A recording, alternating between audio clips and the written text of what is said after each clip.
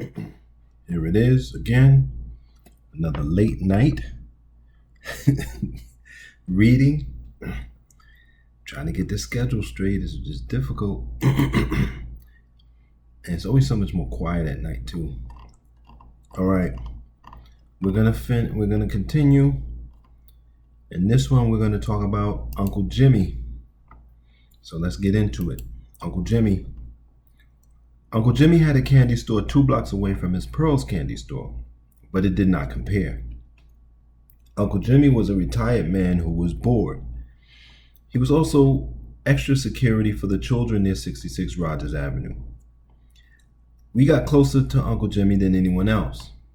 I mentioned that we were chronically homeless until we moved into public housing. Prospect Plaza, aka Marcus Garvey houses, was the most stable housing that I ever had until I was married. I'm divorced and I'm houseless again.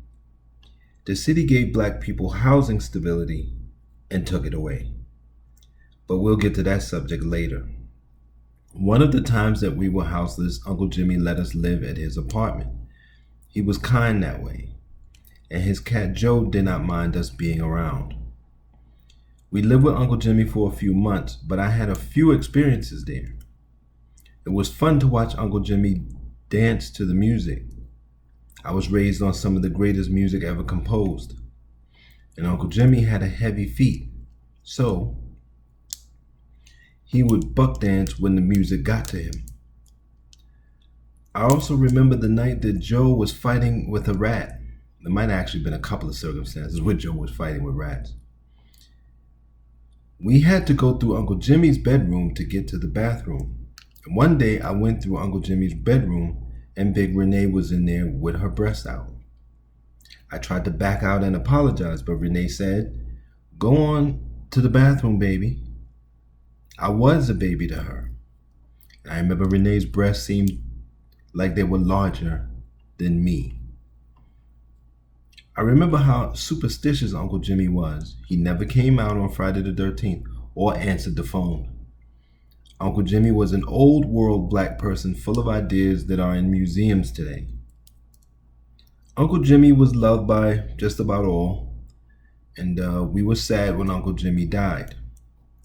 We moved from 66 Rogers Avenue, fell behind in terms of rent again, and I remember Uncle Jimmy being a good man, but I was young.